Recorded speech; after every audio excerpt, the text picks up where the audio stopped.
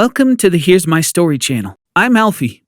My grandparents were farmers who lived in a tiny village. I would visit them as soon as school was out for summer break. They grew vegetables on their farm. We woke with the sun and worked all day in the vegetable garden. At the end of each day, I'd be so tired, but happy and at peace. But something unexpected happened that summer. My grandfather and I were hard at work in the veggie garden one day. He suddenly collapsed, holding his chest. I called 911 in a panic.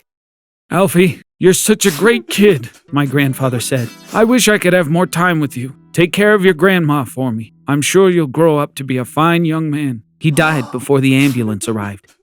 At the funeral, my grandma and I cried the whole time, holding each other. My dad didn't offer any comfort to Grandma and didn't seem to care about Grandpa's passing.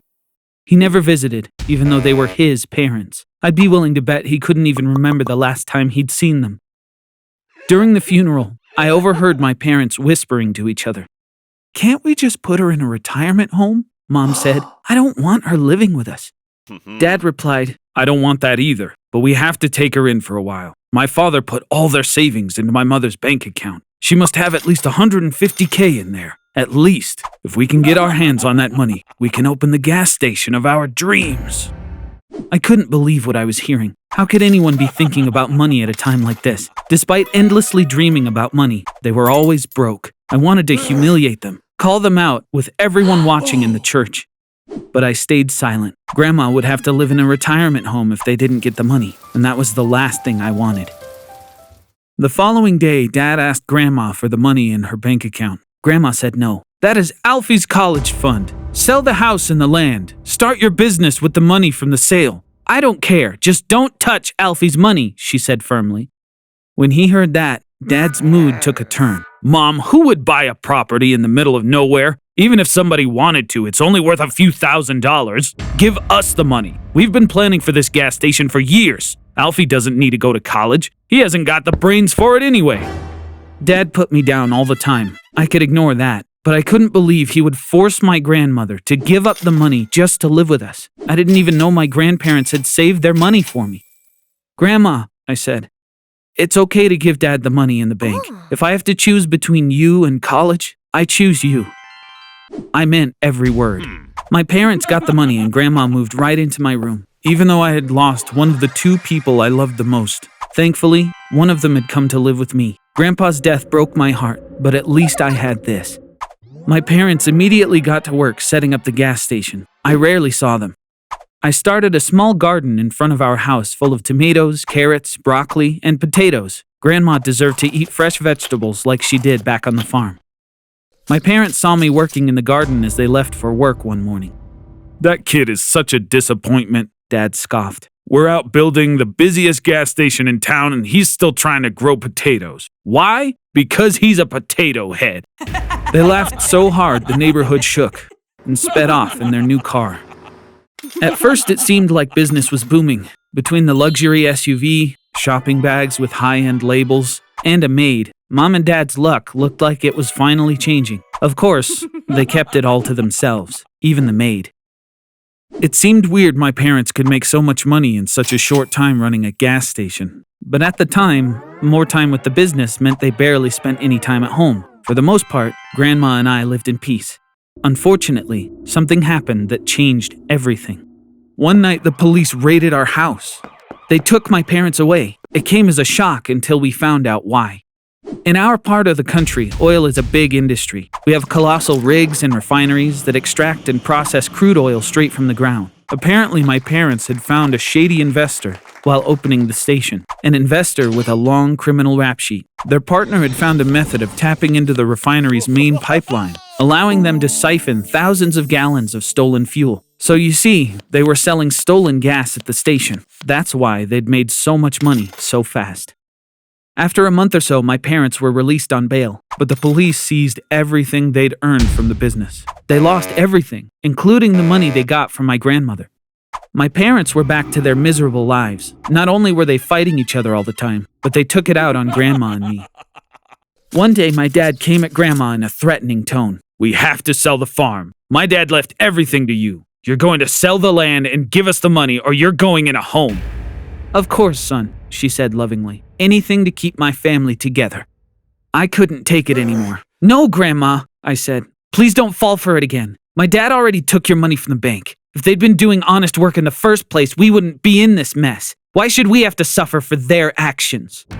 Dad suddenly turned his threats on me. Do you even hear yourself, potato head? So that's how it's gonna be, huh? Pack your things. Get out of my house, He screamed at me. I couldn't believe my own father was kicking me out. I turned to my mom with a pleading look. She seemed to agree with him. Shame on you, she said in disgust. You've been living rent-free in this house for years. So ungrateful. But Grandma's patience had its limits. Shame on you two, Grandma shouted. You have a wonderful son and you can't even appreciate him. Alfie, let's pack our things and go now. Grandma and I moved into the farmhouse. We woke up at dawn the next day. Grandma said, back to what we love doing the most. We potato heads are going to keep growing the most delicious potatoes, tomatoes, and carrots this country has ever seen. I hugged her. I could feel another happy and peaceful summer coming on. Everything was going great, but since there was a summer drought, we needed more water for irrigation. For that reason, we had to dig a new irrigation well. Grandma called in a favor from a guy by the name of Jay. He seemed nice. He would come the next day to drill the well and let us pay him back after the harvest. Jay and his crew arrived early in the morning and picked the best spot for the well. Then they started drilling. After about 5 hours, I started getting concerned. How much longer is this going to take? I asked. We have to dig deeper to reach the water, Jay replied. This is going to be an artisan well. That means we won't need a pump. The water will naturally flow up to the surface. We should hit the aquifer any second now. Before he could say another word, 2 crew members started yelling. When we turned around, we saw the water that was shooting out of the hole was pitch black. What I thought were shouts of panic were actually screams of excitement. We had struck oil. You heard that right. I said oil. We found oil on our land while looking for water.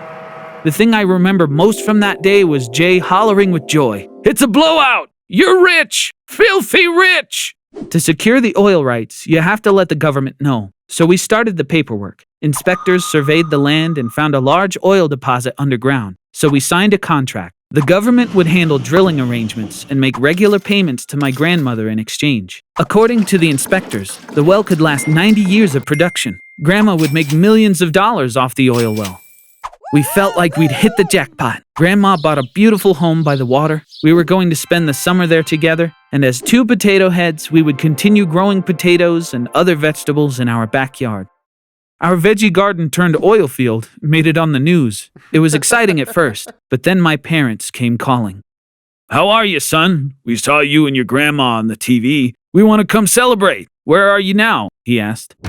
I didn't say anything. Honey, we're so proud of you, Mom lied. You look so good on TV. We missed you. We'll be there in no time. Their call came as no surprise. I'd even prepared something special beforehand. Thanks for calling. Let me go get Grandma. I'll call you in a bit, I said.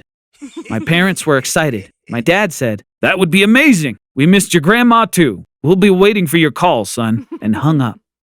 I put on my potato head costume. 10 minutes later, Grandma and I video called my parents. Their confused looks were priceless. They knew something was up. Are you having a costume party? My mom said, clearly annoyed. You look ridiculous. Nope, I replied. There's no party. This is how I normally dress. Remember? I'm a potato head. Dad said, Alfie, we were kidding. You're our son. We want to come congratulate you. Grandma had had enough. Enough! You didn't listen to me when you kicked him out of the house. How dare you try to patronize him now, she growled. That's when Dad's true colors came out. Mom, I'm your son. I'm entitled to the money from the land and that oil well, and I'll get my money even if you won't give it to me. Grandma said, Oh, so now you remember you're my son. You sure didn't act like it then, and you're not acting like it now. That land is in my name. I submitted my will to the lawyer yesterday. I'm going to leave everything I own to the one person in this family who deserves it most, and that is my grandson. Don't ever bother us again. Mommy, please let me explain. Dad's pleading was interrupted as I ended the call. What a fabulous costume, Potato Head, Grandma said. What do you say we head over to our favorite restaurant for some fries? But you're coming in costume. Deal? She hugged me as hard as she could, and we had the best dinner I had ever eaten. Those potato fries had never tasted so good.